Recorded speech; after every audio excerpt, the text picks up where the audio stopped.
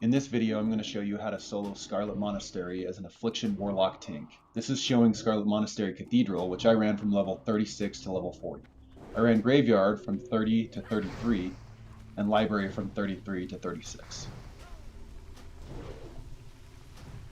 When soloing, you'll clear these dungeons more slowly than with a group, but you'll gain a lot more experience. And unless you're running an efficient spell cleave group, this will likely be faster, and you don't have to worry about instance lockouts because you're running them slower. Cathedral is especially nice because right here I'm showing you a little location you can use to kind of abuse the pathing mechanics of the mobs, and you can stay safe.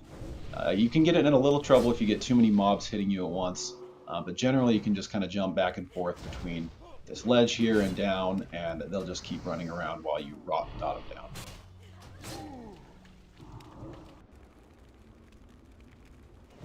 Before we get access to the courtyard, we have to clear the hallway. It's a little more dangerous, but not too bad. If you want to be safe, just kite them back towards the entrance. If you get a double pull, you can kill one and run out and back in, so we only have to fight one at a time.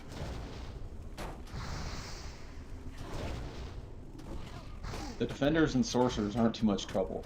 The defenders don't hit that hard, and the sorcerer's spells can be avoided by using line of sight on the pillars and corners. The linked talent build shows the runes I'm running, but the most important ones are Master Channeler, Dance of the Wicked, Demonic Grace, and of course Meta. Some of the belt runes could help a lot, but I didn't have them until I hit level 40. The most dangerous enemies in the hallway are definitely the Myrmidons. You'll want to make sure you have a Demonic Grace available for their Enrage.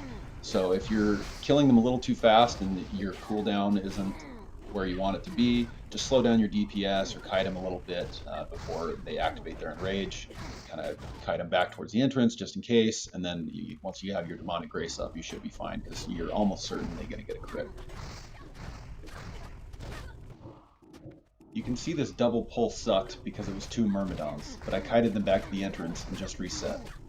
If you don't get a Dance of the Wicked proc during Demonic Grace, especially for the Myrmidons, you might be in trouble. Another thing to remember is that if you're fighting more than one mob, using Shadow Cleave is nice because each mob will have a chance to proc our Demonic Grace, so you'll want to make sure to take advantage of that when it's up and when you're fighting with the mob. Once you get out here to the end of the hall, you can see the courtyard ahead and the spot at the beginning of the video that we used. So now we just got to kind of clear out this lower area, and then we will be good. And like I said, these sorcerers aren't really that dangerous. They're really scary when they're in a group and they're slowing you down and they limit your ability to kite. But on their own, they're really not that bad. If their frost bolts are hitting you too hard, you can just line of sight them around the pillar, just throw some dots on them, hide, pop back out, throw a Searing Pain.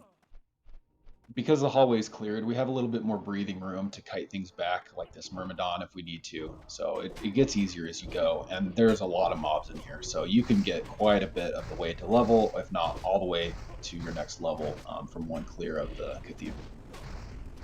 You can see here I let my pet die because I wasn't paying attention, which is scary because then you can't use Demonic Grace anymore, and that's how we're triggering Dance of the Wicked. So I just ran out and reset. Show some more of the pulls I did. Like I said, a lot of the mobs in here aren't that scary. The Myrmidons are scary. The Wizards are pretty scary. The Arcane Explosion hurts a lot, so make sure to pull them down. You can also pull things to the edge of the waterfall. If you want to save time, you don't want to have to run all the way down there. Just kind of pull them to the edge of the waterfall. If you feel like you're getting into trouble, hop off the edge. They'll run around. You can kind of throw your dots on as they're running down the stairs, and then you can keep running back and forth on the little bridge.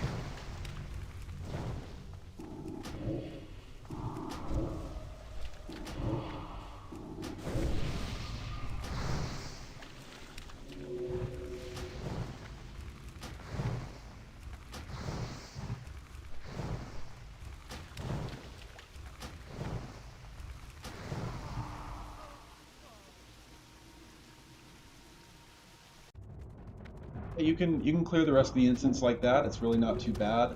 You'll want to make sure to be also careful of the Scarlet Abbots. I don't show them on here, but they can heal. So I would definitely kite them all the way down, or at least to the edge of the waterfall, just in case things get kind of dicey. I also tried to solo the boss here. You can see I failed because it's difficult to kite the melee boss while White Mane is spamming ranged spells on you. You could probably pull it off with some creative jumping around the pillars, but I decided to grab a quick looking for group to help me through the mountains. Anyways, hope you enjoyed the video. I'll leave the rest of the fight here. You can watch me die if you want. But thanks for watching. Hope it was helpful.